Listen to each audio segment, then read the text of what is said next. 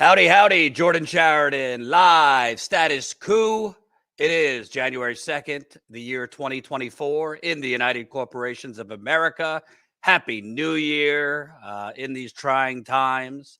Delighted to be joined by Graham Elwood, comedian, political thought leader, and overall friend of the coup.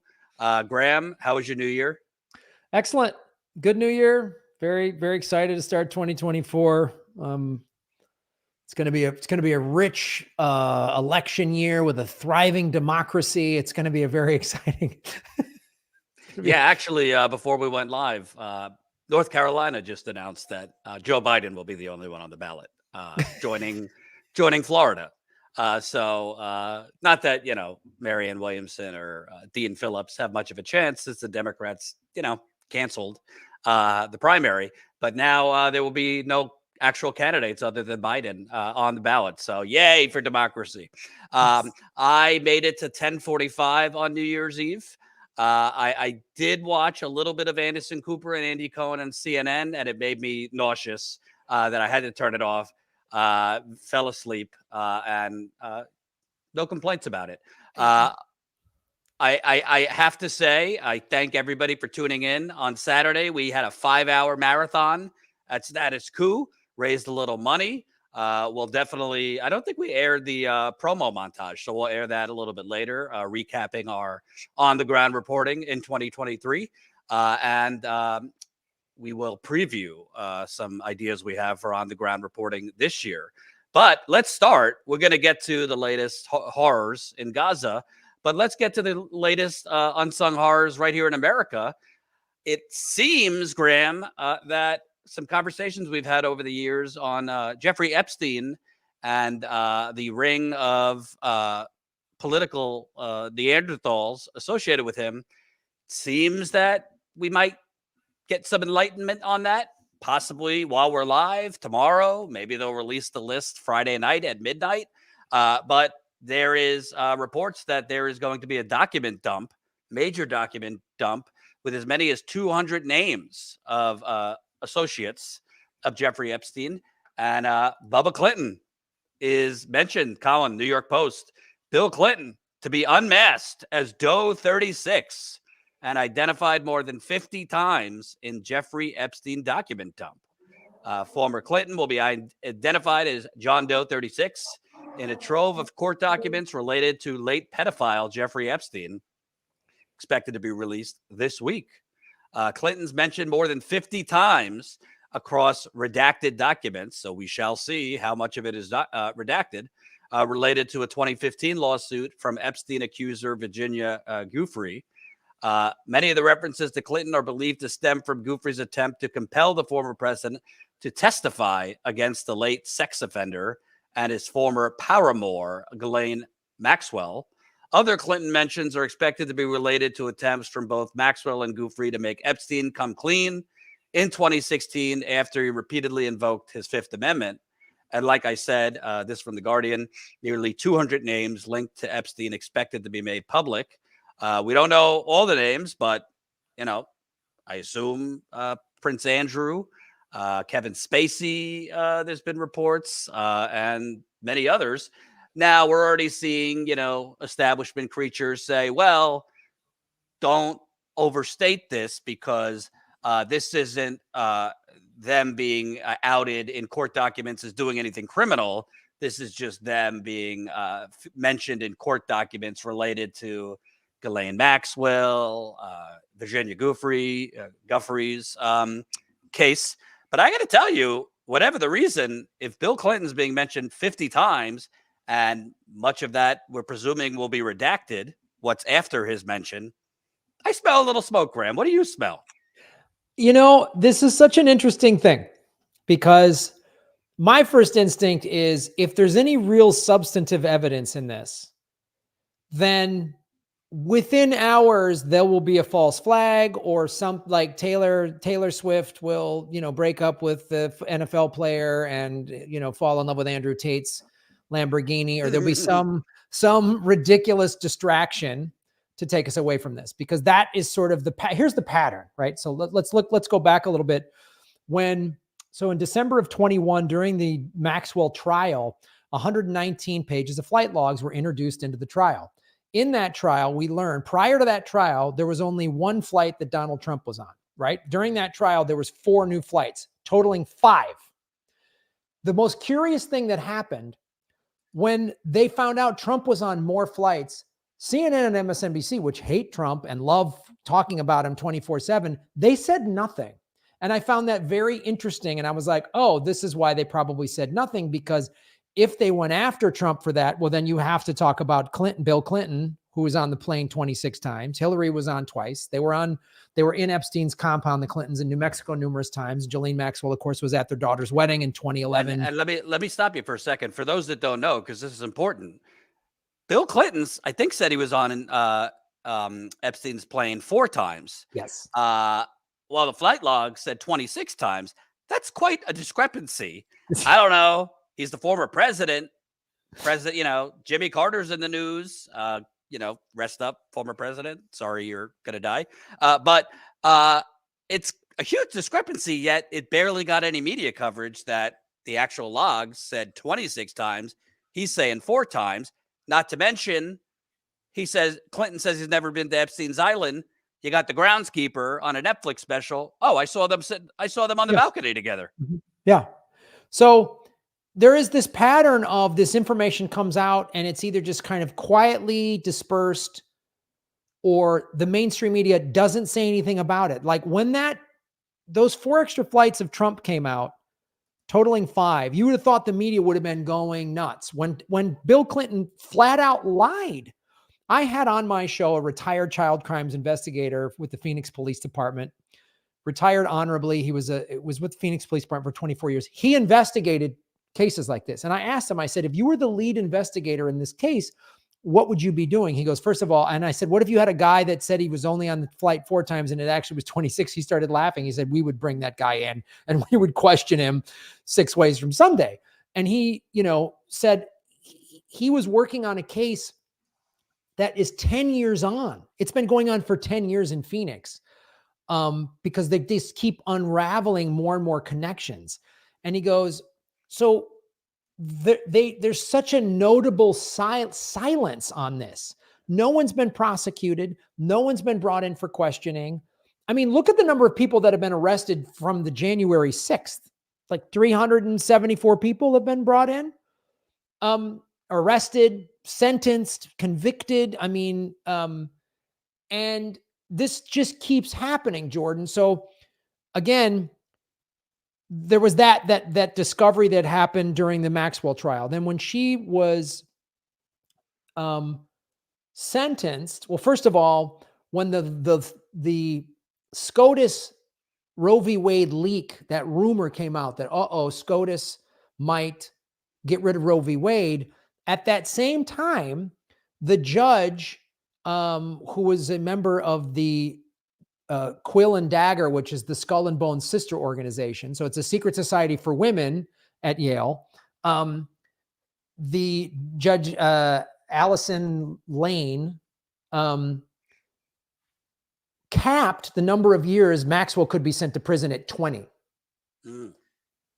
So that was done very quietly. When it actually came out that in June, that was May of 22. In June of 22, when they released and said, we are going to get rid of Roe v. Wade, and everyone was talking about it. Now, Roe v. Wade's a very important subject. I'm not saying it's some ridiculous subject. Everyone was talking about that. On that same window, that week when everyone was talking about this, Maxwell was moved from a minimum security prison in New York, from a maximum security prison to a minimum security prison in Florida.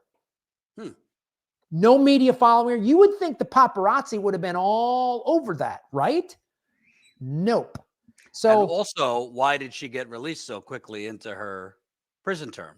Another thing with Maxwell, and you follow this a lot more than I don't know. I've covered investigations, criminal. There's the old, mafia investigation where you start with the low fish, try to get him to flip on the big fish. You would think that Maxwell was offered that opportunity because she's had plenty of people to flip on. Celebrities, politicians, I mean, who the hell knows? Scientists, all the people that were in this crowd. Yet she didn't. Either she wasn't given that opportunity because there's very powerful people that somehow in America, the courts and the powerful people are all intertwined. Either she wasn't given that opportunity, or she was, given a beneficial prison. I think it's the latter, because the her being moved to a minimum security prison in Florida, and there was no media hubbub about it. There was no one on social media talking about this. That to me suggests that, look, her father was in Mossad, right? So, and Acosta is quoted as saying in 2009, so he was the prosecutor in Florida the first time Epstein got arrested.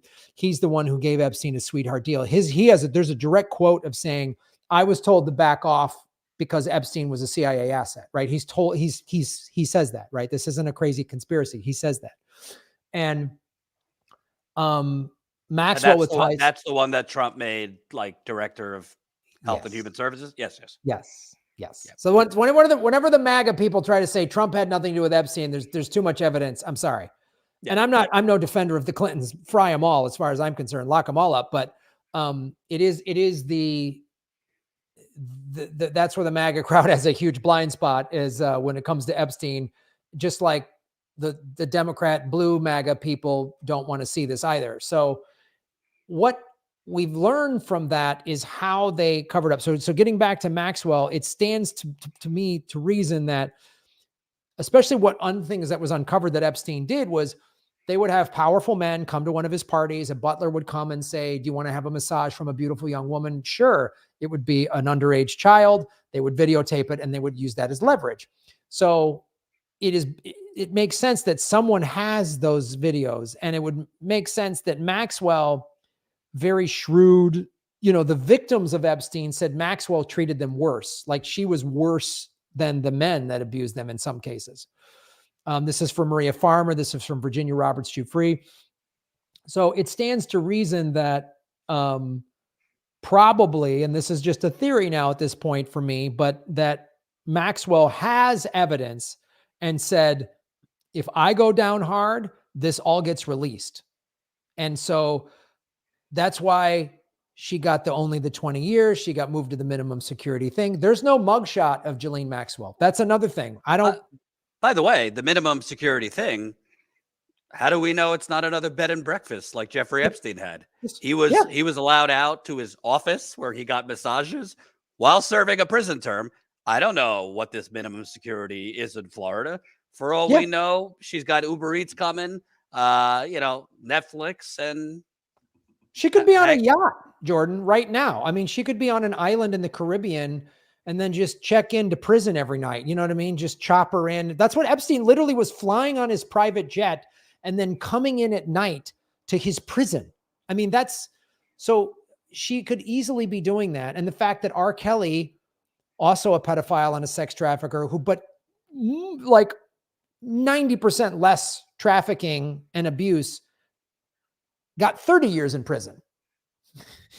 So, right.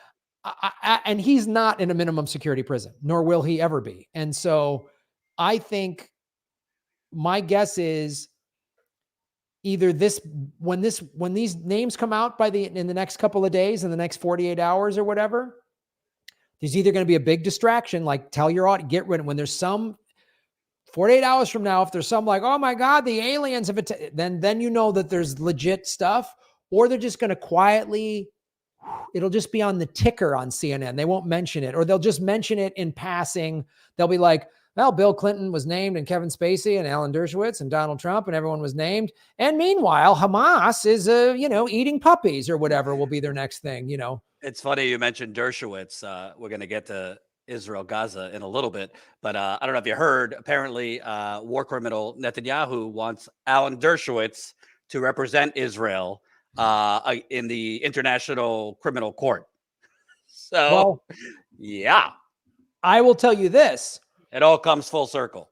And I don't think there's also new evidence to show that a lot of people that are registered sex offenders in this country have been given, they can go to Israel.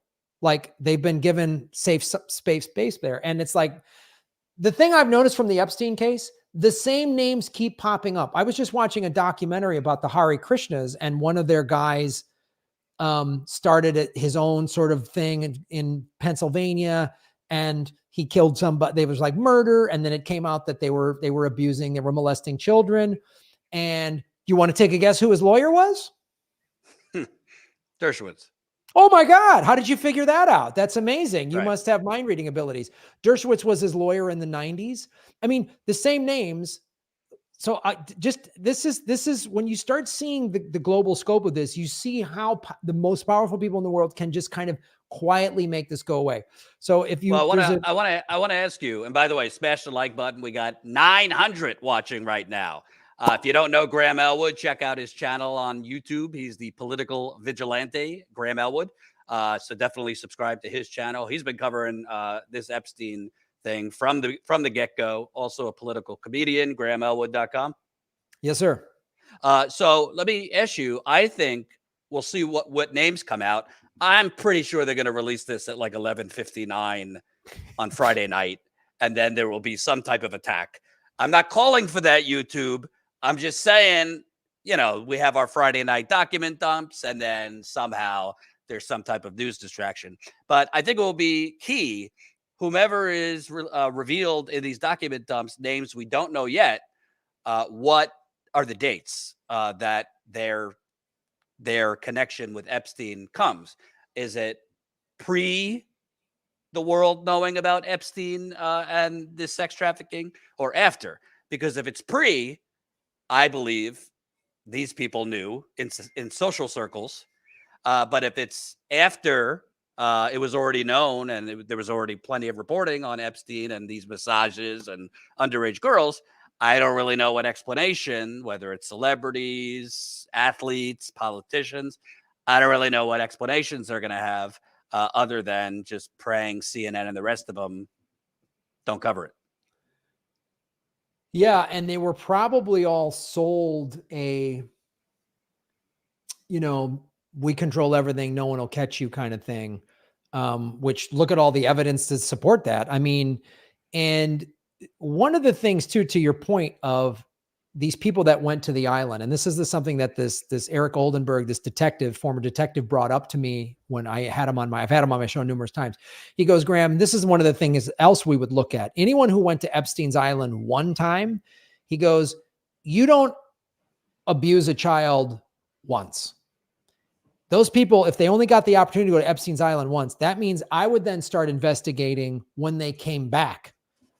Like, I would start investigating what organizations were they, where were they getting access to kids when they came back home? Because pedophiles don't do it once. They, they're habitual predators.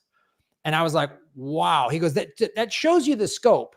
So anyone, and then you watch and I watched this on my show, Political Vigilante. We watched the drone footage over his island. It is the creepiest thing I've ever seen in my life. And one of the things that really stood out to me, no volleyball courts, no tent, no rich person island stuff.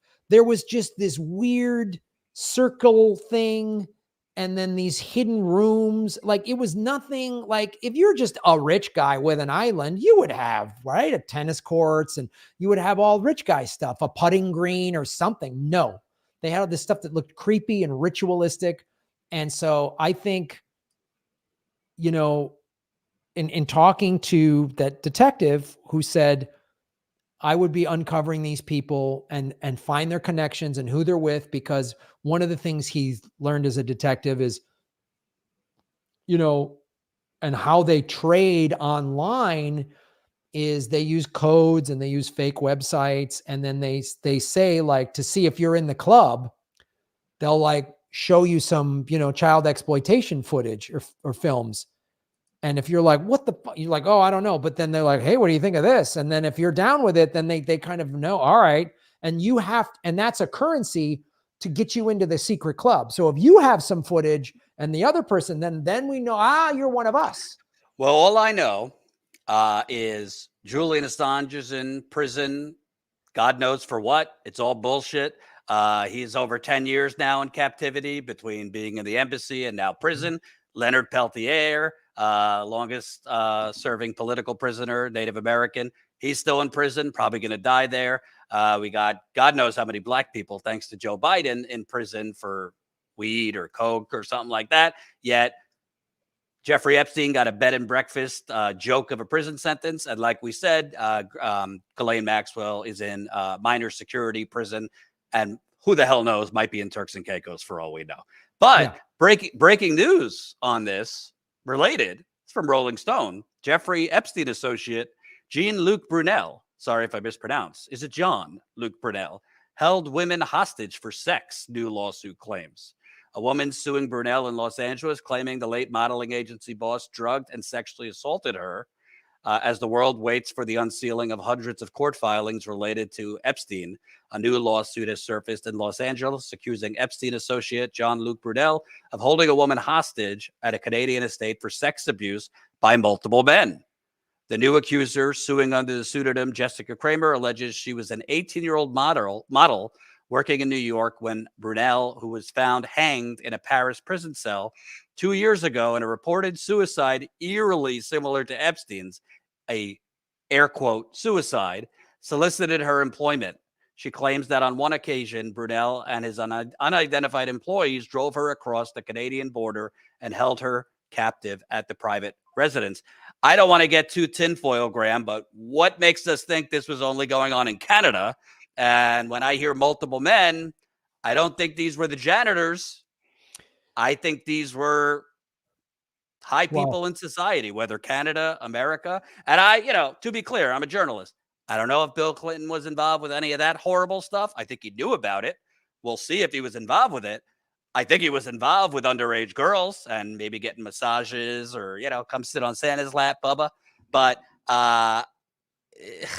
something tells me there is a lot of powerful entities and individuals closing ranks and scrambling right now to have a lot of redactions in anything that's released and pressure courts. The courts are not releasing this without consulting with very powerful entities on what's redacted. I can tell you, I've been investigating Flint forever. I get freedom of information requests. They send me back shit that I requested. Almost all of it's redacted, and I'm not a powerful person. So I could only imagine it'll be very interesting to see how much is redacted and what parts are redacted. So you bring up very interesting points here for this. So Jean-Luc Brunel illustrates several things. First of all, when he hung himself, I don't know who that is. So if you do, tell the. I remember when it broke that he was basically an Epstein cohort. He'd been to Epstein's Island numerous times, and there was women that were trafficked between the two of them, between Epstein and Brunel, and they all hung out together. That's what some of those photos are. So when he first got arrested and the course came against him, same thing, very similar thing. None of his co-conspirators, nobody was getting arrested. And when he hung himself in prison 2 years ago, not a peep in the media barely talked about it. They barely, because here's the thing, they've learned. So Maria Farmer, who was one of Epstein's victims, her and her sister was allowed to testify in Maxwell's trial. She was not. One of the things she said in a lengthy interview she did with Whitney Webb, that Whitney Webb put the whole interview online. She said that Epstein was middle management. She said Peter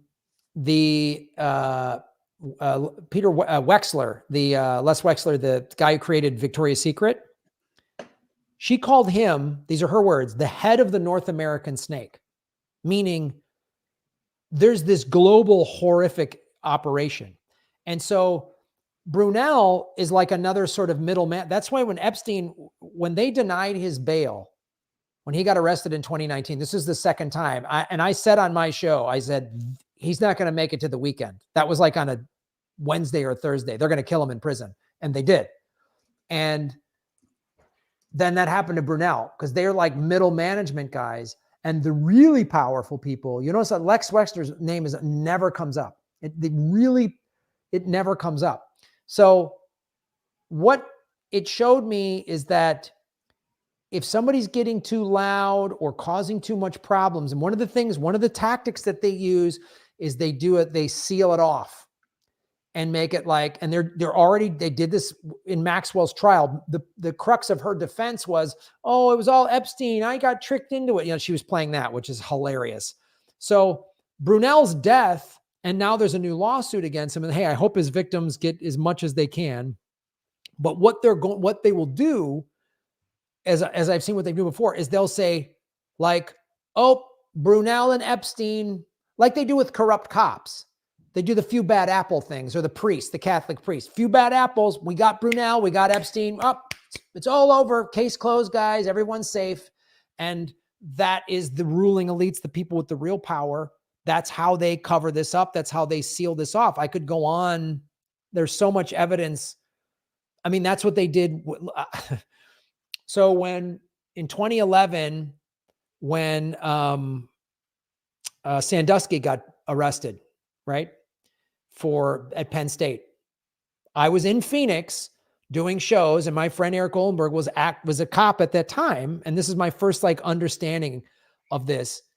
And I said, man, and the Sandusky thing had just broke like a couple days prior, and I was in Phoenix having lunch with Eric, and I was like, wow. And he goes, oh, it'll probably come out that he was getting kids for alumni. And I was like, what? He goes, Graham, you don't want to know.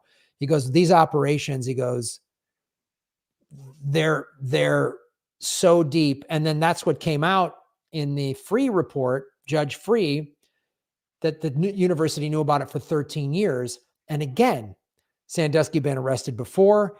And with Sandusky, part of that report was like, the university should have done more, but Sandusky acted alone. It's the lone gunman theory. Right. And that just doesn't make sense when there's all these kids and all these powerful people. How did Sandusky get away with this for 13 years, 12, 13 years? And the emails between, right? So that's the pattern. So when you see Brunel kills himself in prison, oh, bad guy got him. Epstein kills him, hangs himself with a paper t-shirt. And then they very rarely talk about it. So this dump this week, like you say, is going to be probably heavily redacted, and some middle management person is going to get arrested unless there's some type of battle between these ruling elites, or this is sort of the retribution for Trump being indicted, for January 6th, that they're like, all right, well, now we don't care if you arrest Trump. You can't arrest Trump, again, or whatever. Like that's actually what I wanted to ask you, because here's my hunch. If the media covers this, they might do a few headlines. If they cover it a lot, I think they're just going to cover how many times Trump is mentioned and in what context. Maybe they'll cover Bill Clinton, but Clinton's people will just release the same statement again. I wasn't on his island. I was only on the plane, -2 times and whatever. But to me, I think the key here is, I think there was a lot of political donors to both parties involved with this. Republican donors, Democratic donors, the greasiest, ugliest, fattest, most bloated white men you could think of in their 60s, 70s, and 80s. Maybe a few women, who knows? And I think that's a big reason why this has been squashed for as long as it has, because there might be politicians that they themselves were not involved, but their bosses were, the donors. And that's why, whether it's through direct or indirect channels, they're pressuring the courts, keep these things sealed that should have never been sealed for this long in the first place. Make sure everything but the date is redacted. What is your thoughts? Because I think there's a lot of rich white men that were involved with getting these massages that happened to donate a lot to our corrupt political system. Yeah, that's the crux of all of this. Is it's the most wealthy, powerful people in the world have ties to Epstein and Jean-Luc Brunel. And there's also Peter Nygard. He was basically, they call him the Canadian Jeffrey Epstein. He got arrested. We don't even know what secret shit is happening with him, and if he's in jail. Harvard's president just resigned today over the whole anti-Semitism thing. Harvard gladly took his money. You don't think some Harvard donors were, Of course. And when you start getting into everyone that was on the plane, I did a whole story 4 years ago on all of his recruiters were mainly women that went out and recruited these young girls to be model. You're going to be a model because that's how women are used a lot in recruiting for sex trafficking. Because just imagine if, a single woman, 15-year-old or whatever, is like, sitting at a Starbucks doing her homework, If a guy comes up and says, hey, you want to go to a party? She's gonna be like, get the hell out of here. But if another girl comes up and goes, oh my God, I love your dress. That's so cute. And hey, my boyfriend's having a party. You should come with us. Okay, cool. Gets in the car, trafficked, gone. Or do you want to be a model? So, but I think to your point of the wealthiest, most powerful people, they don't want their names coming out, and they can control the narrative. So how this story comes out is going to be, it's just pay close attention. Like you say, it's either going to be heavily redacted and the news is going to just mention it a little, or they're going to release it, right at midnight on Friday, or right as they're kicking off the national championship in college football or something like that. They're going to just like, and here's the names, here's the 36 names, and now the flag and the Jets fly over and halftime at the Super Bowl. Yeah, halftime at the Super Bowl. I mean, that's when they'll do it. You know what I mean? Like, and my one more question on this. I think it's quite interesting. Obviously, you had the Me Too movement, which was great in a lot of ways. I think some celebrities kind of hijacked it and twisted it, but it's interesting that the Me Too groups, women-led groups, they're all against powerful men, Harvey Weinstein, this and that. But whenever Bill Clinton's name is mentioned, silent as a mouse. Again, major discrepancy. Bill Clinton says wasn't on the island. The groundskeepers and others said, we saw him there. You got Bill Clinton says, I was only on the plane 4 times. The actual flight logs say 26. I have never seen a peep out of Alyssa Milano's mouth, any of these celebrities who are big proponents of Me Too. I'm not against Me Too, but how about some consistency? Do we expect these Me Too champions to say a word if something substantial comes out about Bill Clinton or any other political leaders? Well, the Me Too movement, that the actual organization, that's one thing, but the celebrities that used it, they are very hypocritical on this. I mean, they said nothing when Asia Argento came out that she was grooming some boy she was in a movie with from 9 and then slept with him when he was like 16 or 17. I mean, she was a grown woman in her 30s having sex with a teenage boy, and she, the Me Too movement kind of went easy on her. And as you say, like it's the Me Too movement only seemed to be mad if a woman was sexually assaulted by a Republican. They didn't seem to care about Joe Biden. I mean, look Tara Reid's story. I mean, she's been completely pushed aside by the Me Too movement, and they haven't come forward on this at all. And to the point, I mean, you want to dig into the Clinton. And again, I think Trump is guilty as well. I've laid out all the ways that he's guilty. The extra flights on the flight log, women getting trafficked out of Mar-a-Lago, Acosta. But Bill Clinton, it goes even deeper than the 26 flights. And Hillary on 2 flights. That's the other thing. Hillary was on 2 flights. Ghislaine Maxwell was at Chelsea Clinton's wedding in 2011. This was 2 years after she settled out of court, because there was some civil court cases that came out of 2009, Epstein's arrest in 2009. So Epstein got arrested in 2009. He was charged with sex with a minor and trafficking. He was those are the charges. Now he gets slaps on the wrist. So he was convicted of that. So she's at their daughter's wedding with a former president and sitting Secretary of State. So you're going to try to tell me that there was no background checks at that wedding? Now let's go back a little further to 1996. Who did Bill Clinton invite into the Oval Office? Jeffrey Epstein and Ghislaine Maxwell. They had a friendship with the president. And again, you cannot get into the White House without deep, deep background checks. So how did that happen? How did they allow these back in the 90s? Maria Farmer says she was trafficked by Epstein and his friends back in the 90s. And when she reported it, Maria Farmer says the FBI treated her worse than Les Wexner and Epstein's pals.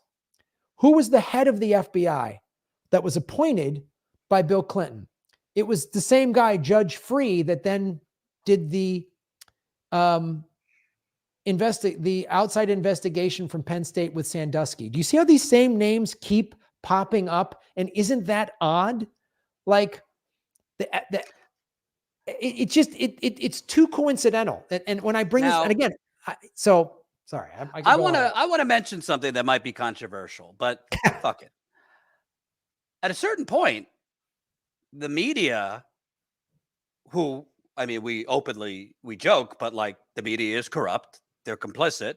I could go down the list. I mean, Flint, it's a decade in April. Flint doesn't have clean water. No one's going to prison for poisoning Flint. Go through many other scandals and terrible things. But at a certain point, if the media is actively covering it up, media owned by Comcast, media owned by Verizon, AT&T, Viacom, and all these rich elite people are intertwined in all these worlds. It's a damn good case for public ownership of the media, wouldn't you say? I'm all for it. I mean, how does something like this persist for decades without anybody knowing, unless the gatekeepers are intentionally suppressing it, i.e. the media? Well, there's evidence to suggest that too. There's that I forget her name, the blonde woman had a hot mic, and she was like in 2019 when Epstein first got arrested. I forget her name, but Amy Robach. Yes. ABC, right? Yeah, ABC. And she goes, we had everything, and the network, and they killed it. Well, who owns ABC? Disney. And so Disney, there's some suspicious evidence with Disney and the way they get child actors and stuff like, and there's a lot of like former Disney child actors who've come forward and said, man, it was creepy. I was groomed. I mean, like, so there's concrete evidence of a reporter for ABC saying on a hot mic, I had the story and they killed it. She said that. So it supports your claim of how awful the media is. And yes, I'm all favor. We should have public. We should have public media. I'll be honest. We do have some conservative viewers. A lot of them like Trump. Don't get it twisted, folks. I'm not going to sell you whatever you want. I'm no Trumpite here. I'm not MAGA. I think he should go to prison. I think he's a threat. I'll leave it at that. Not a fan of Biden or the Democrats either. But I will say, not in defense of Trump, but to be fair, there certainly seems to be select different standards in media coverage, because the media ran with the Steele dossier, which was totally unverified. Just might as well just been a Gawker story. The Steele dossier with Trump and the golden showers and peeing on prostitutes and all this business. I mean, BuzzFeed, who reported, openly said, like, we can't verify any of this, but we're going to release it anyway because Trump. Yet you got clear discrepancies. You have a flight log that says the former president, Bill Clinton, who, by the way, his wife was running for president, which makes it more relevant. I'm not to say she was involved, but she's married to him. What did she know? It's not like a discrepancy of 2 trips. You're talking a discrepancy of over 20 flights. They'll report the Steele dossier on Trump, but they don't. It was only Fox News. I mean, we know why Fox News was reporting it. They'll report anything anti-Democrat or Bill Clinton, but NBC News didn't report it. I don't remember CNN reporting it. I mean, that is so. There's plenty of legitimate scandals and critical things to report on Trump, but the Steele dossier wasn't one of them. But they let Bill Clinton slide. Prince Andrew. I mean, we're U.S., but UK. How long did Prince Andrew get away with that, when the UK media probably knew about it? I mean, you bring up excellent points. I mean, Prince Andrew should be extradited and in federal custody in the United States right now.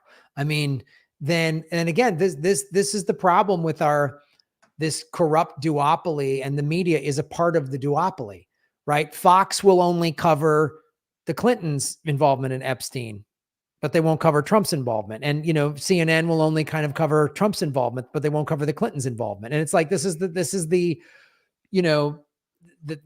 game that we're all stuck with, is these 2 corrupt parties that are run by the ruling elites. And our media is not trustworthy at all because of this very stuff. Like, they should be screaming from the mountaintops about this. And I think the real victims of that are the women, because these networks have all the money in the world to do deeper investigations. I mean, it's not just Epstein's trafficking ring. There's global sex trafficking rings, domestic trafficking rings. They could be exposing that. They could be looking into it. They could take this horrible story and, make something good of it by exposing more of it. Nothing. I mean, I've done more reporting on it. I interviewed women that were sent to those child reform camps in the desert. and they're abused, female teenagers. I've done more reporting on it than mainstream media. I mean, that's the thing. Like, if the media was actually doing its job, they could be preventing, because the children are still being trafficked and abused right now, today, as we speak, and they're being trafficked and abused by the most powerful people in the world. And, how come your channel and how come my channel, I interviewed a former child crimes investigator whose job it was to prosecute these types of people. And I had him on my show, but CNN hasn't. How is this possible? How am I?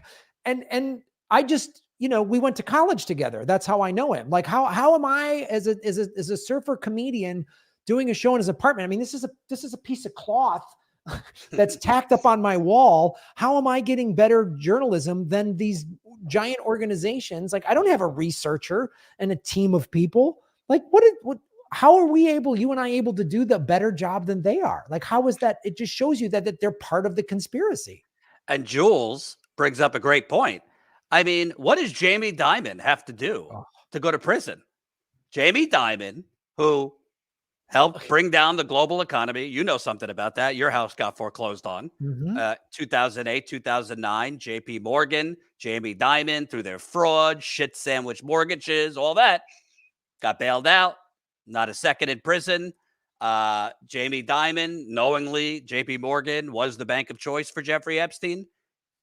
His response, oops, we're sorry. I mean, and then as not a punishment, as a thank you, the media started reporting last year, buzz, Jamie Dimon might run for president. What's next? He commits murder and then gets nominated for a Nobel Peace Prize. So the banks were in on it. Jamie Dimon, again, I don't have evidence that he was at the parties or getting lap dances from the underage girls, but whether it's big banks, politics, celebrities, sport, they all either were directly involved with it or knew about it and looked the other way. Dude, Jess Staley, the CEO of JP Morgan Chase, there's emails where he knew JP Morgan knew what was going on. There's a lawsuit that's going up against JP Morgan Chase that I've covered. So they're absolutely new. Deutsche Bank knew about it. They were all laundering his money. There's emails from the legal department saying, I feel like there's some bad things with this Epstein guy. Maybe we should distance ourselves. And they're like, nope, that money's green. Keep it coming. And they knew they were doing money laundering because Epstein had one of the ways he had this hedge fund that nobody traded. They did no transactions. They didn't do anything. It was part of his extortion thing. These guys would come to his party. Took a page out of Bernie Madoff. Yes. He'd get them on tape having sex with a child and then say, you need to invest $20 million into my fake hedge fund. And that's how Epstein had his money. Like, they're all in on it. It's insane. And the more you scratch at this, the deeper it gets, which I think is, and you see how corrupt the world is and who's going to prosecute the people that control everything. Before we move on to what's going on in Israel and Gaza, I mean, we can't predict. Document could be released tonight. It could be released, on Groundhog's Day at midnight. Who knows? But do you believe that there will be any follow-ups from the document, potential civil lawsuits as a result, potentially any criminal, or is the media gonna, check the box, couple headlines, but nothing else? I think there'll be more civil suits because they've done that. So Virginia Roberts Giuffre and some others got some civil suits against Prince Andrew. They're not allowed to disclose the amount. And civil suits are how these ruling elite sex trafficking pedophiles can get away with this. They can just say, oh, I paid a fine and I can't discuss it. And so it's also the civil suits give the press and the ruling elites a justice is served. And look, the victims that got money, and Virginia Roberts Giuffre was very happy and the victims are getting some retribution for what happened to them. That's a good thing. But I think the civil suits are basically the powerful people that are involved going, this is a slap on the wrist. $100 million fine to somebody worth $10 billion is nothing. So that's like you and I having to pay $1,000 fine. It might sting a little bit, but we could pay it, So I think there will be civil suits. I just don't see any criminal. I would love to be wrong on this, but I don't see any criminal actions happening at all because there's nothing has happened. That's why I call it full screen, the United Corporations of America. Because whether it's Epstein, sex trafficking, Sacklers, the Sackler family literally killed millions of people with their coke in a pill, the opioids. No crime, no criminal. You can't criminally prosecute them. There was, brave agents of the DEA or whatever that built the case. There was evidence to prosecute them criminally for knowingly hooking people on Oxycontin, people dying, them doing nothing. Can't prosecute them. Can't prosecute the bankers for knowingly killing people. People died, getting thrown out of your house, foreclosed on. Can't prosecute the oil companies for knowingly leaking into water, air, lying about how much they've leaked. But you can find them. That is our criminal system. So it's not just a black-white thing, which is obviously there's a discrepancy. It's not just a black, white, brown thing. Obviously, brown people, black people, indigenous people. It's a super wealthy and the rest of us thing, because there really is no criminal law for wealthy, rich people. I'm trying to think of even the farmer bro, Martin Shkreli, he got put in jail. I think he was out in a couple years. Oh yeah. It's a slap on the wrist. It's, 18 months in some country club prison at the most. And again, look at the Maxwell thing, the big splashing headlines, convicted 20 years. And then they quietly move her to a minimum security prison where, like we talked about earlier, she could be sitting on a beach somewhere in the Florida Keys or wherever. So it's like, there is two laws. There's the laws for the ruling elites and the wealthy. They get their law, which is pay the fine and you're fine. You're off the hook. And then there's the law for us and we're screwed. And I didn't, I lost my home to foreclosure. And if you go, we're all going to get, if you don't pay your taxes, they're coming for you hard, man. But if you're rich, you can get away with whatever you want. Absolutely. If you're new here, subscribe to Status Coup. We don't just cover this. We're on the ground, independent. We don't take any money from the bankers, from Epstein. We take no money from Jamie Dimon. We take no money from the fossil fuckers, big pharma, big real estate, Silicon Valley, the military industrial complex. We take our funding from you, the viewer who wants actual truth. So please subscribe here. If you can support us, statuscoup.com/join, and make sure you watch Graham. He's covered Epstein and all of this from the get-go, much more than us. Links to his channel are in the description. I want to move on to just the continued slaughter, horror, genocide going on in Gaza. I don't know the number now. It's well over 20,000 people have been killed, over 10,000 children, I believe. And now crazy, right-wing Israeli politicians are just openly saying, get them out of Gaza and let's take it. This is from Common Dreams. They're saying it out loud. Israeli minister backs mass eviction of Gazans. Israeli National Security Minister Ben Gvir on Monday said the Netanyahu government should, quote, encourage the migration of Gazans out of the besieged Palestinian enclave, which has been devastated by a 3-month bombing campaign. Quote, this is a correct, just moral and humane solution. Unbelievable. Ben Gvir said during a meeting of his Jewish Power Party. That doesn't sound like the Nazis reversed. Ben Gvir, who has previously been convicted of supporting terrorism and inciting racism, called Israel's current war on Gaza an opportunity. Talk about disaster capitalism. To remove Palestinians from Gaza and secure the return of settlers who were withdrawn from the Strip in 2005. Encouraging the migration of the residents of Gaza will allow us to bring home the residents of Utaf and the residents of Gush Katif. He's talking about Israeli settlers who were illegally occupying Gaza and then were removed in 2005. This basically is just an extension of what Netanyahu has said. This is from Common Dreams also. Palestinians say Netanyahu confessions reveal truth of genocidal war in Gaza. The foreign ministry said that the Israeli prime minister's push for what he terms, quote, voluntary migration shows that ethnic cleansing of the besieged enclave is the real goal of the ongoing bombing and ground invasion. And this happened just before the new year. Netanyahu admits he's pushing for the expulsion of Gaza's population under the label, quote, voluntary migration. The U.S. kind of, sort of denounced this today. New from the State Department, the United States rejects recent statements from Israeli ministers Bezalel Smotrich and Ben Gvir advocating for the resettlement of Palestinians outside of Gaza. This rhetoric is inflammatory and irresponsible. So, Graham, we denounce saying it out loud. We're for the actual actions of forced ethnic cleansing through our bombs.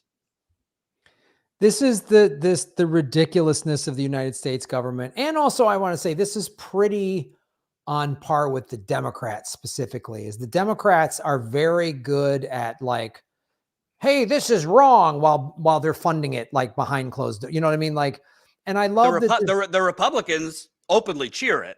Yeah, they just say they're not going to fake like this is wrong. Yeah. They'll just come up with like weapons of mass destruction and, you know, all that. But the Democrats will pretend like this is wrong. Did the check clear for the weapons? Yeah. Yeah. You guys need some more? You need some more money?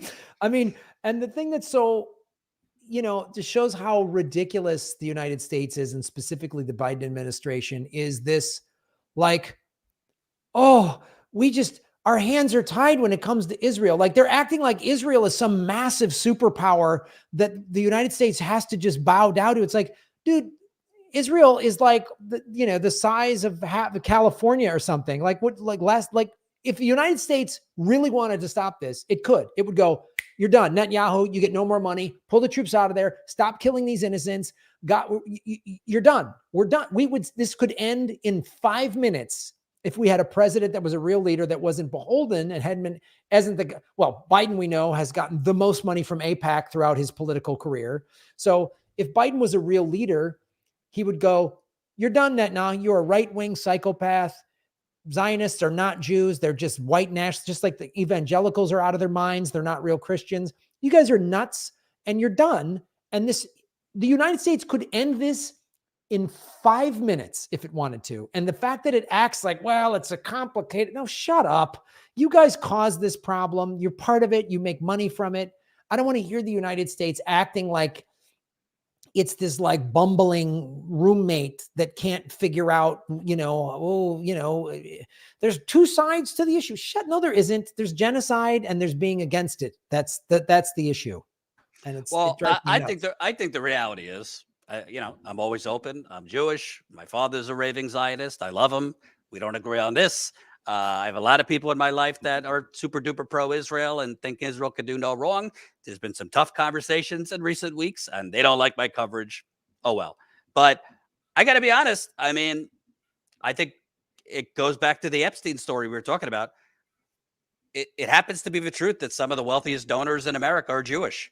I mean, Trump literally moved the embassy from Tel Aviv to Jerusalem, which was symbolic of we're moving the capital to Jerusalem, because Sheldon Adelson, when he was alive, gave him $30 million. And that was what he wanted. $30 million to Sheldon Adelson. I mean, that's nothing. And Trump just did whatever. You think Trump gives a shit where the embassy is? It could be in fucking a cave. And there's a lot of powerful donors on both sides that are Jewish, Zionistic, and Biden on many things is still, first of all, he's a right winger, Biden, but his mindset is still very trapped in the 1980s and 90s, which was in the 80s, 90s, even the 2000s. I mean, America was in lockstep with Israel, I would say 85, 90%. Israel could do no wrong. It's changing now, I think, particularly the younger generation. But I think Biden is sticking with this, even despite it clearly hurting him politically. I mean, I think a lot of those younger voters are fleeing him. They were pissed about student debt. They were pissed about him bringing a super soaker to the climate emergency. But this put them over the edge to the point, I'm not voting, or I'm voting third party. I think before this, maybe they were going to hold their nose again, a lot of them. But Biden's, you would think if he wants to win, he would say exactly what you say and pick up the phone and tell Bibi no more money. But I don't think the DNC, the Democratic Party apparatus, want to piss off some of their wealthiest donors who might not be religious, but are super duper pro-Israel.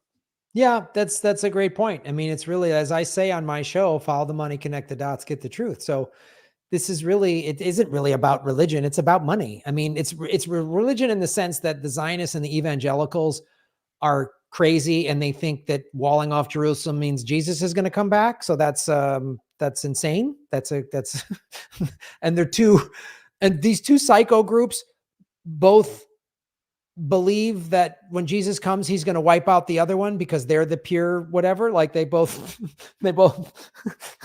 which is all right. I hope one of you is right, so but again, it comes down to money. It comes down to oil and weapon. The military industrial complex, of course, is profiting from this. I mean, Israel, very hypocritical, just like the United States. It won't acknowledge the Armenian genocide because it gets oil from Azerbaijan. And Azerbaijan is it's basically a war with Armenia. And Israel sells Azerbaijan weapons that it gets from the United States. So, this is the ridiculous hypocrisy. And to your point of the younger people, there was a poll, 18 to 34-year-old Democratic voters, 70% of them are against what Israel is doing. 70%. And that was Biden's base. Those were the kids dancing in the street when he won, 3.5 years ago. And so, like you said, and you bring up such great points. It's not just Israel. That list of things. So when Biden became president, he became president during a national emergency of COVID. He could have gone, everybody gets Medicare for all. Could have done that. He could have said 85% of student debt is backed by the federal government. He could have just said, you don't have to pay it back. Done.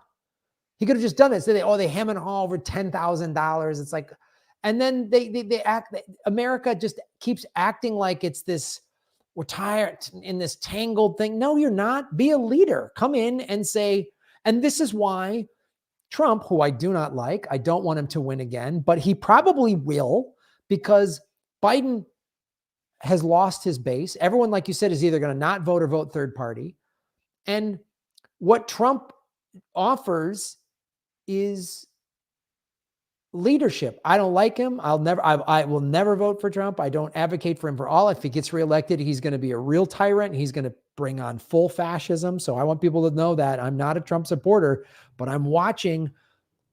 And the Democrats are saying the same dumb, ignorant things they said in 2016. He'll never win. Like, are you really going to say that again?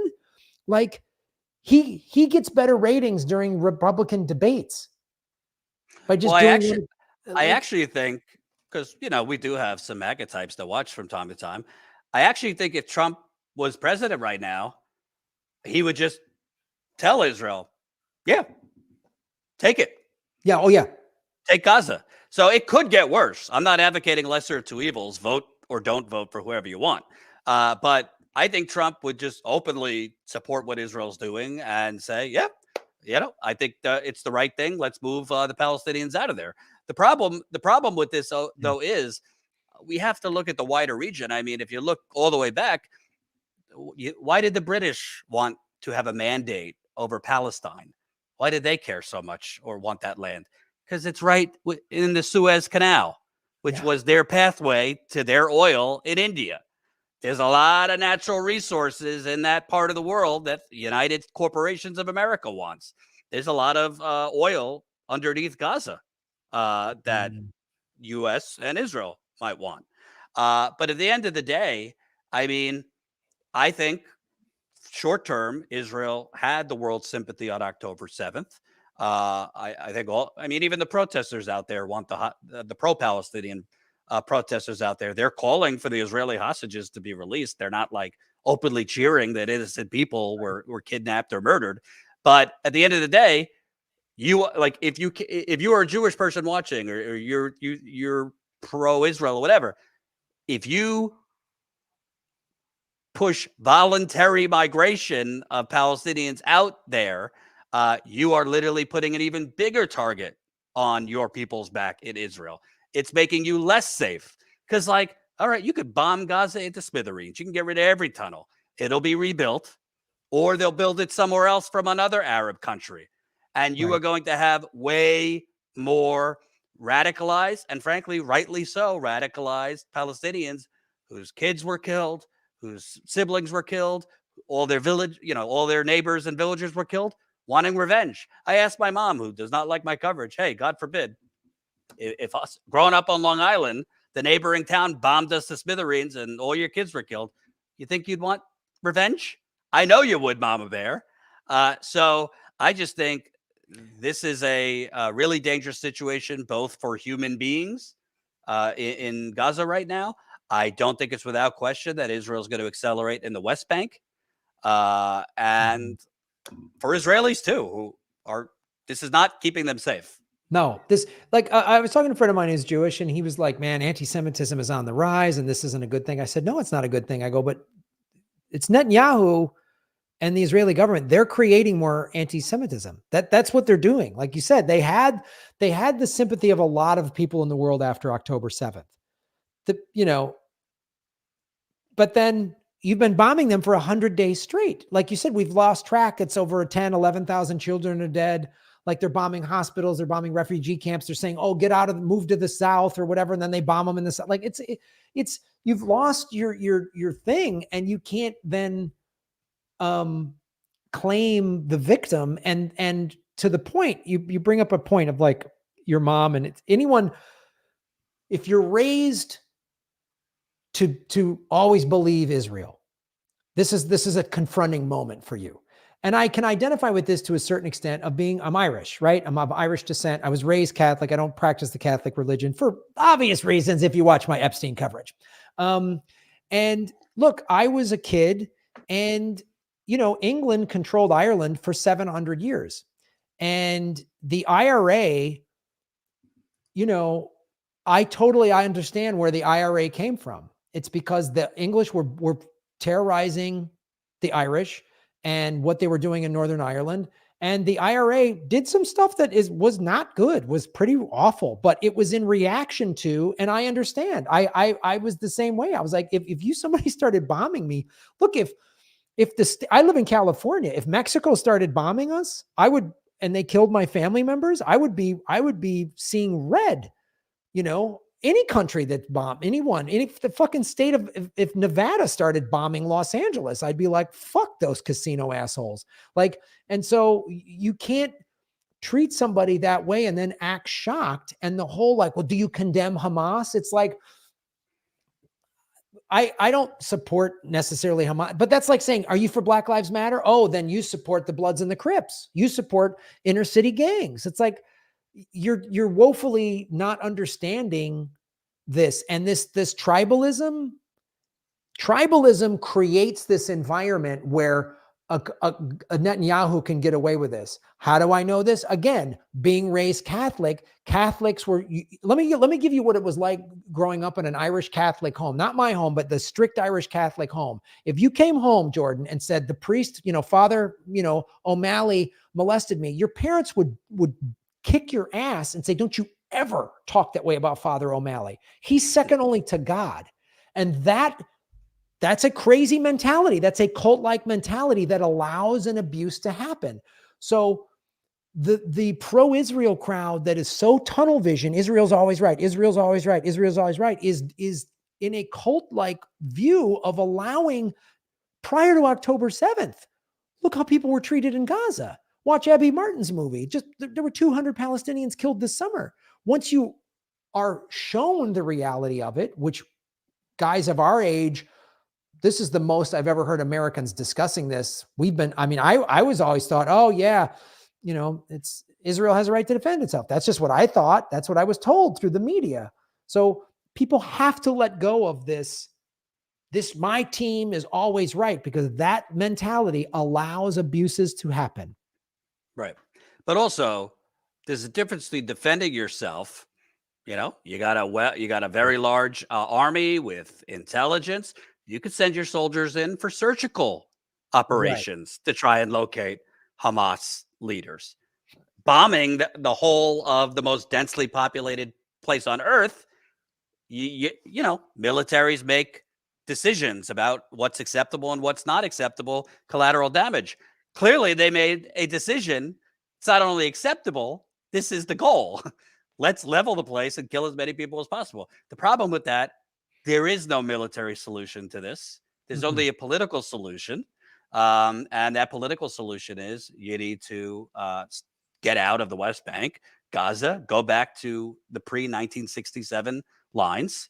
You know, I know a lot of people want all of it back to Palestinians. Well, then let's give all of America back to the Native Americans. Let's give all of France back. And I mean, pretty much name your continent. We're all occupiers. I'm not going to call for all Jews to leave Israel, but there is, by international law, Gaza and the West Bank belong to the Palestinians, and the Palestinians should have their own country. And if you look it up, when in the few periods there was real peace negotiations between Israel and you know, the Palestinian Authority or whatever, the Palestinians overwhelmingly supported it. They weren't supporting Hamas. So this idea, well, if you give them the land back, this and that, they're just going to shoot rockets, this and that. Well, if you actually give them an actual country, you know, we could go, you know, we would go for hours about, you know, well, give them their whole country. If you actually give them the West Bank and Gaza, which was theirs pre-1967, not what the Oslo Accords was, which was just a bunch of like isolated little locations in between Israel. It wasn't like a continuous country. I think this, of course, there's always going to be violent aspects, just like there's fucking domestic terrorists in America and you know, Whitey McWhites out there now wanting to take their country back. You're never going to eradicate completely resistance fighters that, you know, want all of Israel gone. But if you get out of the West Bank and Gaza, give them back their land, their right to self-determination, I would say some reparations economically, I think that is a really great start, because what you're doing now is just creating, you know, the next intifada worse. Of course, because again, like, look at before October 7th, look at life in Gaza. It was horrifying. I mean, like, Israel controlled their movements. They turned their water on and off. The soldiers could just come in and harass them at any moment. Like I said, there was 200 Palestinians that were killed this summer by Israeli defense forces, just this summer. I mean, not to mention, we can go all the way back to 1948 and start stacking up the numbers. It's not good, but like, if you did what you talk about and go to pre-1967, give Gaza and the West Bank, and again, get rid of the checkpoints and let them determine themselves, have their own government, give them water and food and let them flourish, 99% would be like, we're good. I don't need to fight anymore. We don't want any more war. Would there still be problems? Sure. But would it be like this? Would you need Hamas? No. Look what happened when England came to the table. The IRA is now Sinn Féin, which is just a political party. It's not a terrorist group that's blowing up parades because it's not being forced to. You know, it's just, I mean, we could make these examples so that, you know, in the 70s, the Italian mob was out of control in Manhattan. Did they just bomb the fuck out of Manhattan? Did they just level Manhattan to get rid of the mob? No. So it's, and if someone if you let, Netanyahu is a right-wing dictator. Right-wing dictators, pick up a history book, always eventually lead their country to ruin.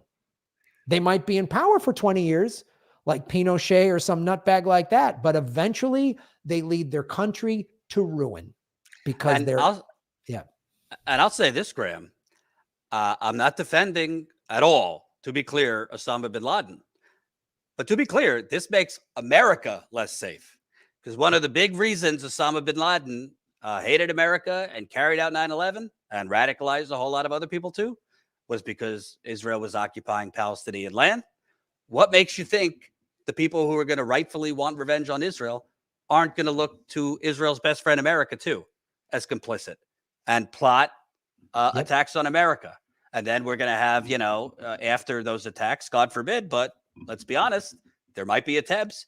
Then we're going to have Fox News and the rest of the, you know, boner for America crowd. You're anti-American if we are against whatever war they want to start then. So it makes America less safe to support this because the people being killed, the surviving Palestinians, and it's not even just Palestinians, Arabs in other countries, ISIS, you name it, are gonna be using this as radicalization and recruitment to go after Israel, America, name your axis of evil. Graham, before I go, pimp out your shit. Where can people find you? And we need to have you on more in 2024. Dude, thank you for having me on the show, Jordan. Always great to have you on the show, or great to be on your show. And thank you for having me. And I appreciate your audience. You can go to GrahamElwood.com. I'm live streaming. In fact, I'm going to be live streaming today at 5:00 Pacific, 8:00 Eastern. Political Vigilante. Also do my show Government Secrets with Lee Camp, usually on Wednesdays. Starting in February, I'm going to be in El Salvador guest hosting Max Kaiser's Orange Pill podcast. As I talk more and more about Bitcoin, I've become a full-on Bitcoin maximalist. So you can check that out. But yeah, go to GrahamElwood.com. I'll be having some tour dates eventually. Right now, I've just been working on the game show, but GrahamElwood.com, the game show, the YouTube channel, all my social media, like, subscribe, follow, do all that stuff. Absolutely. And make sure, if you're new here, subscribe to Status Coup and Graham's channel. We're going to end, if you're new to Status Coup, with our 2023 recap, showing all our great on-the-ground reporting. So if you are not familiar with Status Coup, definitely stay tuned. I think it's 10 to 12 minutes. This shows our work on the strike line, covering the UAW strikes in East Palestine, Ohio, after Norfolk Southern, another multi-billion-dollar corporate Goliath in America, literally set off a chemical bomb on top of an American city, poisoned the whole city. Is the media talking about that anymore? Everyone's getting sicker in East Palestine. Nobody gives a shit. Before we play that, let me just read some super chats. Alex, $4.99. Wherever there's an Epstein story, there is Graham Elwood. Shave your knuckles for justice. There you go. You got Perry, $2. What about Tara Reid against Biden? Yeah, same things Graham and I talked about there. They all closed ranks, in support of Biden. Andralyn, $20. I remember in the late 70s when women were saying it was always wrong, always abuse for a man in power, a boss, to sleep with someone beneath them. Then Clinton came along and the issue went away for 2 generations. No, if you slept with someone below you, you got a promotion after Clinton. Tony D, $1.99. I love when you collaborate with Graham. Isn't he great? Great guy.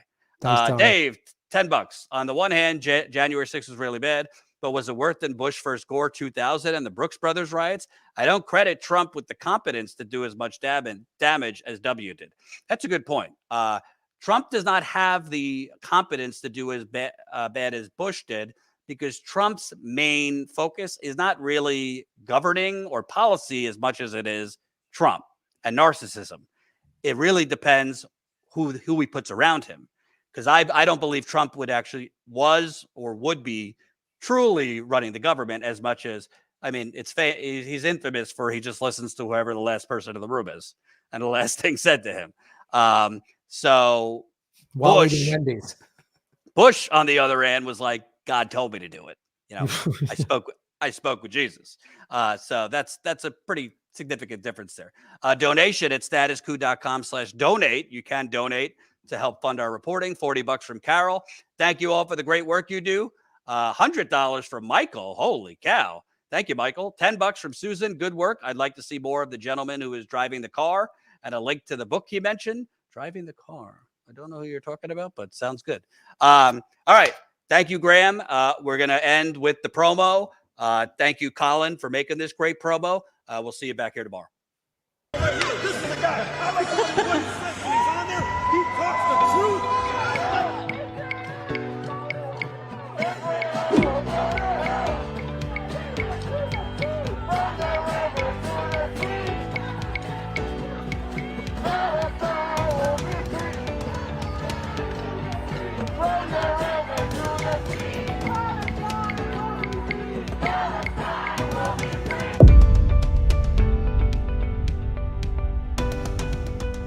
the local constituents don't want Cop City to happen. There's environmental issues, including building a larger gun range that would cause poisoning for the South River. This Cop City is going to destroy this pristine, green forest space, the largest green space in Atlanta. Stop Cop City! Stop Cop City! All right, so they're now targeting some of the buildings of, I believe, investors in the Police Foundation. Wells Fargo is one of the largest investors in the Atlanta Police Foundation. Colin, get that. There's another firework.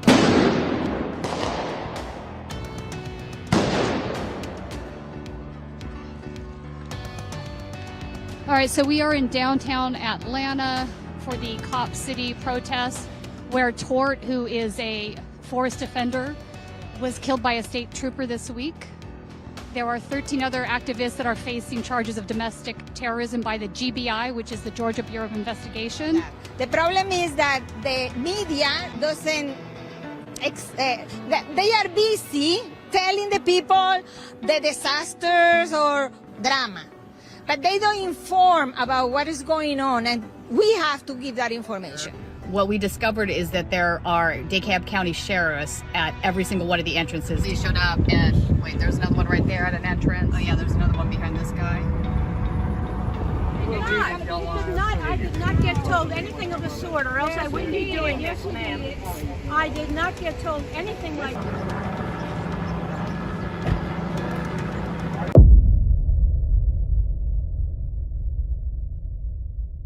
Well, Sunday they came knocking on our door saying that we had to evacuate or they're coming back with body bags. And my chest was tight, my irritated eyes, my throat and everything, so I decided to go to the hospital, and I ended up getting acute bronchitis from chemical fumes. They've not only ruined my home, my health of my children, they have ripped my life away from me. It's not just our houses, it's just a house. These people in this town are my friends. They are my life. All sorts of chemicals coming around. All against shore here. How long is it going to take? Are one of my children going to have to drop dead before they get guidance? The initial tests that were done were being done by Norfolk Southern. They were being hired by independent contractors from Norfolk Southern, correct? These are tests. The tests that we are doing, we're doing double testing. So, the testing is being done by the Ohio EPA or the US EPA. Okay, that was not the case to start, though. Well, let me just, why it is? We continue to do that testing. After the controlled burn that had happened here, you can see the big piles of dirt here covered in plastic in most cases. Yeah, we kind of had like a feeling like you wanted to throw up. Pumping all that water that literally runs through the bottom of this building. Again, the train track is right there. You can put your arms out and touch it. So if I lose that house, it's like losing my dad again. And they've destroyed that last gift that I had from my dad. They've destroyed that for me. That's one good thing about our area, the entire area, everyone around here, all the nonprofits, they all come together, they're all helping us. But who else? Yeah. It's the ongoing cleanup effort is still in progress. As we stand right now, the south side of the tracks have been fully removed. And this is from the top of my hill. We are 4.3 miles away. And I said, hey, I heard maybe there's vinyl chloride. And the thing that shocked me said, hey, Doc, that's the least of the chemicals you have to worry about on that train. And so they knew there were other chemicals, and we were never told. Just looking for some of the same kind of like colorful chemical color that we saw really prevalent back in February and March. There you go. You can see the rainbow color very prevalent now. Luckily, my doctor keeps noticing it as chemical exposure, but the kid's pediatrician just blew it off. Well, it's been too long. It's no longer chemical exposure. Right. It's just a nightmare. It's just a nightmare that I very much want to escape from.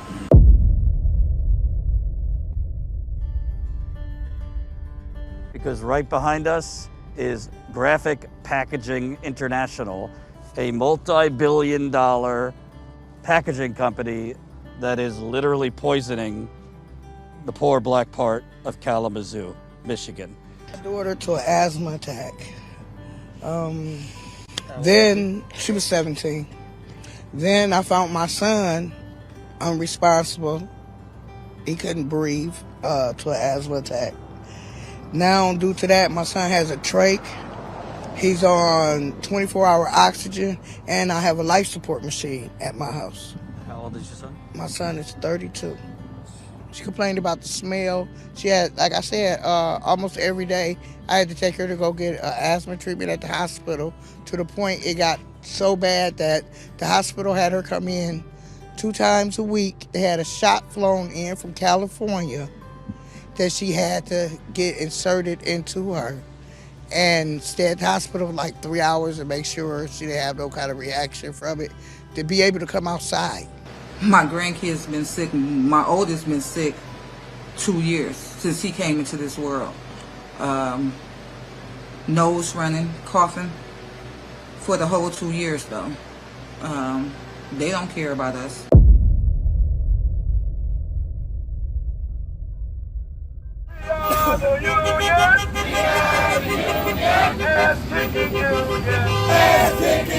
And you know, it's a sad, twisted irony when a person like Farley wants to talk about what we do and don't deserve, when the man's making $20-some million a year and keeps bumping his pay up. You know, he gets a 40% pay increase and tries to justify that, and it's on the backs of these people that he's getting it. Oh, because I can't stand greedy bosses. I can't stand profit-obsessed owners that treat workers as if they're less than human. I salute Brother Sean, his leadership. Yeah, wage slavery. I mean, how can someone work 6 hours, 6 days, 10 hours a week, or 10 hours a day, and still not be able to afford? We can't even afford a cat. We wanted a cat. And we need a good pay for our families. It's been tough for you. Because you must be struggling right now with bills. Make the bed. Anyways. Yep. But it's division. Making 32-something an hour, and right across me doing the exact same job, just on the opposite side, is a guy with 2 months, and he's just making $16.75 an hour. What's that guy, Jim Kramer, is that his name? Oh yeah, let loose. Feel free. Piece of shit. He needs to bring his fat ass to Lansing and get in one of these plants over here and see how it feels. You know, it's those who live in glass houses shouldn't throw stones, right? They let the whole rest of the plant go and had us working in ankle-deep poop water. Ankle-deep poop water? It was a sewer line that was hit over there. And they wouldn't call OSHA or nobody. They actually. And Ford says you're a family, but they got you in shit. Exactly. You know, you got to sleep at night with your hands under the pillow flat, so because they'll curl up, and you got to peel your fingers open in the morning from gripping the guns all day. When I hear the phrase "live to fight another day," I want to literally beat the shit out of somebody. We had that embedded in our brains as workers coming through over the years, and it would drive me up a wall. But he promised them, we will pay you back. If you do this for us now, we will pay you back. And they reneged on that deal. Greed is at its highest right now. They keep taking and not giving anything back to us. Are you out here supporting the strikers and your grandma? Yes. Uh-huh. We're striking for the future of our children. That's right. It doesn't matter how long we're out here. We'll be out here a day longer than it takes if we have to be. So we're going to get there. Yesterday you had on an Eat the Rich t-shirt. Is it time to send a message to the 1%? Still do today.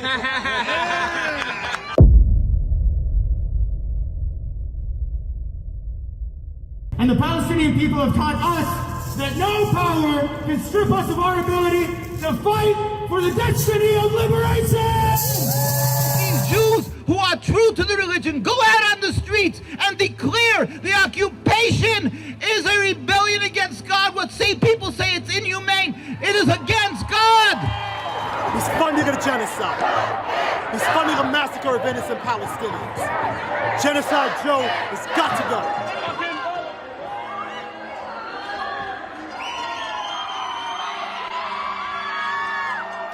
This protest follows a direct action against BNY Mellon in Houston that already took place on December 7th. That's why the Jews are destroying you. Yeah, right. I'll destroy you. They are You're in grave. Ready to do. Ready to do. We're witnessing the genocide with our tax-funded dollars, and I don't want him growing up in a world thinking that we can idly stand by while we are complicit in murder. By the videos of children being blown up to smithereens by bombs paid for by the United States government. It's the least we can do. There's people like us in Gaza, in the West Bank, and Palestine that are suffering while we're here living. Those who have lost any thought and unimaginable pain of losing a loved one. Until there's no purpose.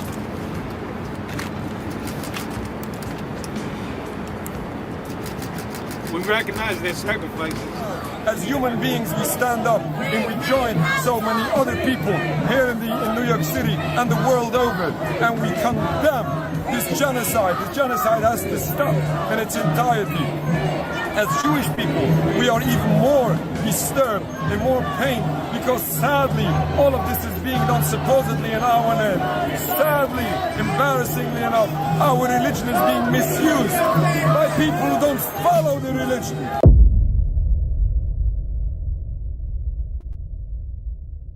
I'm out here because we need a fair contract, because the corporations are making billions of dollars and they won't throw us pennies. A fair contract would look like a contract that reflects our humanity, that acknowledges that we are human beings that have needs. We deal with something called acuity, which means how sick the patients are, and they're never taking that into account.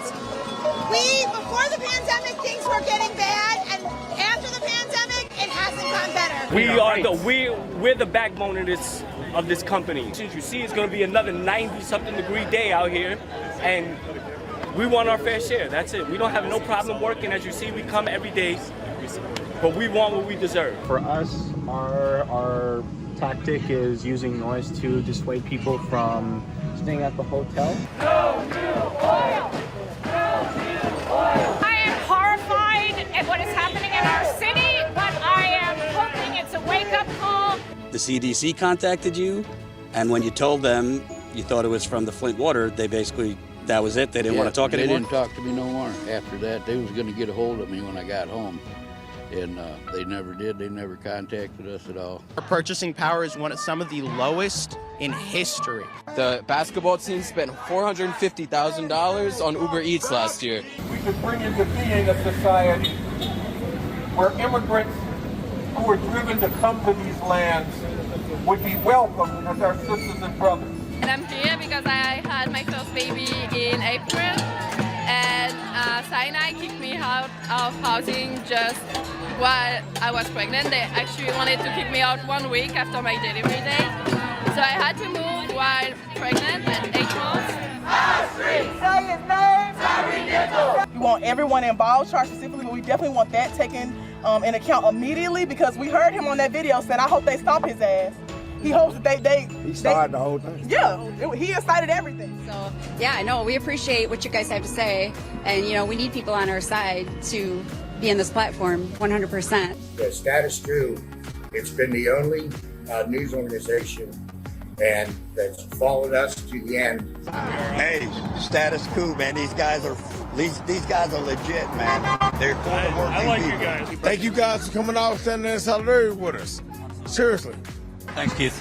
I appreciate it. Thanks. You're literally the only one I was doing this for. Literally the only one I was doing this for. The only one to be supporting. I mean, he is for the people. Yeah, I mean, absolutely. You guys, like I said, you guys speak the truth. You guys say what needs to be done. We have been without for so long. I want to thank you and everything you guys do.